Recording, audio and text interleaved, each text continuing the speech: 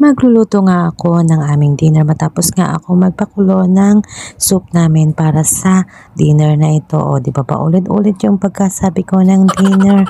At ngayon nga ang dinner namin ay yung sayong choy or yung watercress. Kung umpisa pa nga lang ng aking video ay nakatatlong banggit na ako ng dinner. O di pang-apat na ito. Hello guys, welcome to my vlog. At for today's video, tara samahan niyo ako sa aking a day in my life here in Hong Kong. Diba, intro pa lang ay nakakailang banggit na ako ng dinner o pang-lima ko na to. At inisa-isa ko nga himayin itong watercress or yung sayong choy sa Cantonese na tawagin namin. Kung tawagin namin kasi nga baka utusan ako ni Lola Basyang. Sumipag kasi akong maghimay nitong watercress or sayong choy kasi nga kumisan kasi ay merong mga ugat-ugat siya. So, tinatanggal-tanggal ko siya. Ang pangit naman na ilalagay ko sa lamesa pag naluto na ito. Tapos nakikita ba yung ugat-ugat.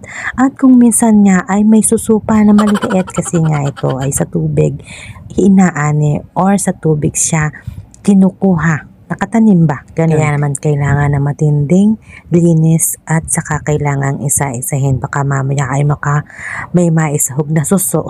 Diba? Pag kumakain kami ay may makitang maliit na suso yung aking mga kasama sa bahay. Si Lola Basyang at si Juan. Abay nakakahiya naman, diba? Pero bago nga ang lahat matapos ko nga nahugasan yung watercress ay nagisa muna ako ng isang pirasong bawang at saka 2 piraso ng luya. At ilalagay ko nga ito dito sa kamatis na aking iluluto. So nagprito muna ako ng itlog dyan bago ako nagisa ng bawang at saka ng luya at saka naman ano ba to? Bakit ba ako bulol pa ako magsalita kasi nga nagmamadali na ako dahil gabing-gabi na. Pwit na naman itong makikita nyo. Pero nga kasi kami natira na ginisang shrimp na may sibuyas. Tapos meron siyang itlog. Sabi sa akin ay Lola Basyang ay ilagay daw namin sa kamatis yan kinabukasan. O di siyempre sundin ng Lola Basyang at yun nga kulang nga daw yung itlog. Kaya ang sabi nga niya sa akin ay magprito daw ako para naman marami-raming itlog at saka mas masarap kainin pagka naman maraming itlog. Kumisan nga kasi pag kami natitira kami na kamatis na yung omelette na may hipon ay yun, inilalagay namin yan sa kamatis. Kasi nga sayang naman at saka mas masarap siya.